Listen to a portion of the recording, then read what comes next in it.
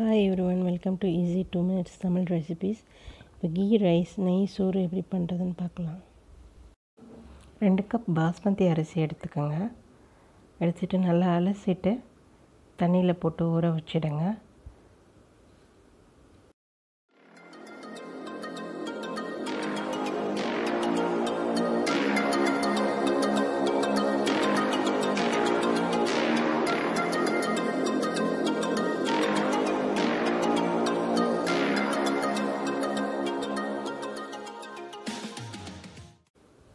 ஒரு குக்கர் ஒன்று அடுப்பில் வச்சுடுங்க. வச்சுட்டு 2 டேபிள் ஸ்பூன் எண்ணெய், 2 டேபிள் ஸ்பூன் நெய் விடுங்க. விட்டுட்டு அதில் பட்டை, கிராம்பு, ஏலக்காய், பே லீஃப் இருந்தால் பே லீஃப் போடுங்க. இல்லை ரம்பா இலைன்னு சொல்லுவாங்க, அது நெய் சோறுக்கு நல்லாயிருக்கும். அது இருந்தால் ஒன்று அதை போடுங்க. போட்டு நல்லா வதக்கிட்டு அதுக்கப்புறம் கட் பண்ணி வச்சுருந்த வெங்காயத்தை போடுங்க.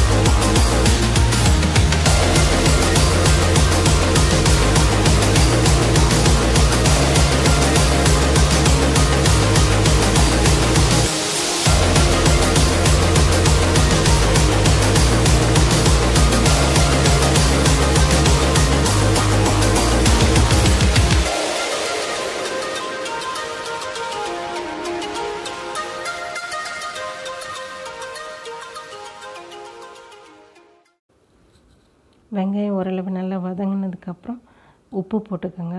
வதங்கிட்டு இருக்கும் போதே உப்பு போடுங்க. போட்டு நல்லா வதக்கிட்டு அதுக்கப்புறம் அதில் கொஞ்சம் 2 பச்சை மிளகாய் கட் பண்ணி போட்டுக்கோங்க. நான் இந்த மெஷர்மெண்ட் எல்லாம் 2 கப் அரிசிக்கு சொல்கிறேன். 2 பச்சை மிளகாய் கட் பண்ணி போட்டுக்கோங்க. அதுக்கப்புறம் இஞ்சி பூண்டு பேஸ்ட் நீங்கள் போடணும். போட்டு 2 டேபிள் ஸ்பூன் இஞ்சி பூண்டு பேஸ்ட் போடுங்க. போட்டு நல்லா வதக்குங்க. அதையும் போட்டுட்டு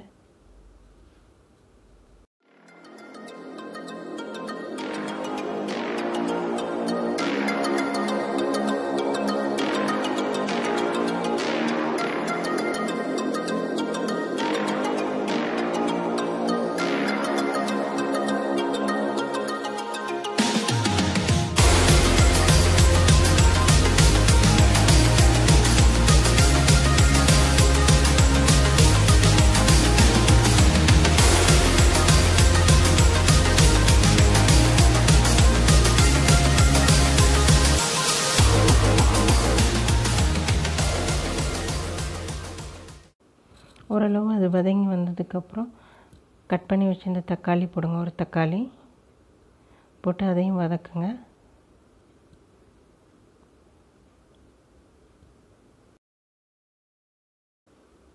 அதுக்கப்புறம் 1/2 கப் கொத்தமல்லி, 1/2 கப் புதினா போடுங்க. அதையும் சேர்த்து போட்டு வதக்குங்க.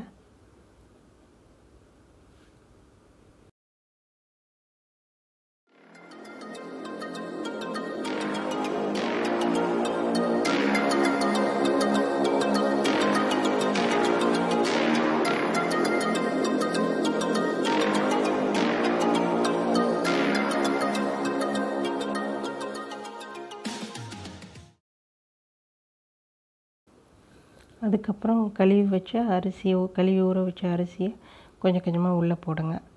போட்டுட்டு 1 கப் அளவுக்கு 1/2 கப் தண்ணி போடணும். எந்த கப்பில் மெஷர்மெண்ட் எடுத்திங்களோ அந்த கப்பே கூட யூஸ் பண்ணிக்கலாம். நீங்கள்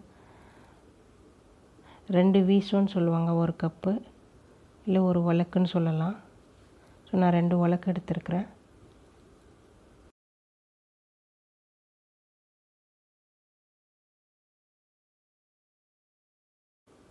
ஒரு கப்புக்கு 1/2 கப் தண்ணி, 1 கப் அரிசிக்கு 1/2 கப் தண்ணி விடணும்.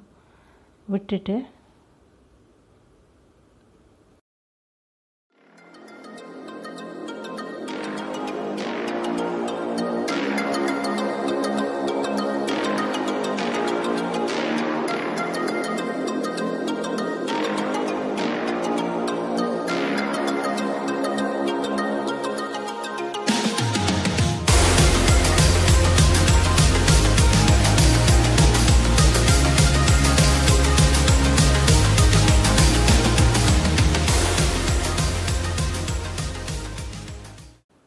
நல்லா கிளறி விடுங்க.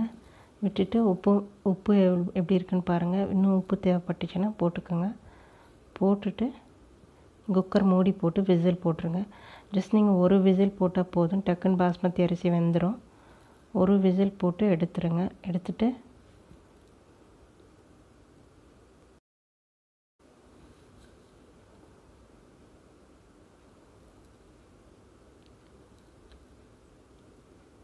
ப்ரெஷர் அடங்கினோன்னு குக்கர் திறந்து பாருங்கள். நல்லா உதிரியாக சூப்பரான நெய் சோறு ரெடியாக இருக்கும். அதுக்கு மேலே நீங்கள் சர்வ் பண்ண முன்னாடி ஜஸ்ட் 1 டேபிள் ஸ்பூன் நெய்யை நீங்கள் மேலே அப்படி ஊற்றிட்டு அதுக்கப்புறம் நல்லா கிளறிட்டு நீங்கள் சர்வ் பண்ணிங்கன்னா ரொம்ப டேஸ்ட்டாக இருக்கும். இதுக்கு நான் அங்கே வெள்ளை மட்டன் குருமா பண்ணியிருந்தேன். நீங்கள் மட்டன் குருமா இல்லை ஒயிட் மட்டன் குருமா பண்ணி கொடுத்தீங்கன்னா இதுக்கு காம்பினேஷன் ரொம்ப டேஸ்ட்டாக இருக்கும். ஏதாவது ஃப்ரையும் நீங்கள் வச்சுக்கலாம் கூட. இந்த காம்பினேஷன் ரொம்ப டேஸ்ட்டாக இருக்கும். கண்டிப்பாக எல்லோரும் ட்ரை பண்ணுங்கள். தேங்க்ஸ் ஃபார் வாட்சிங் எவ்ரிஒன்.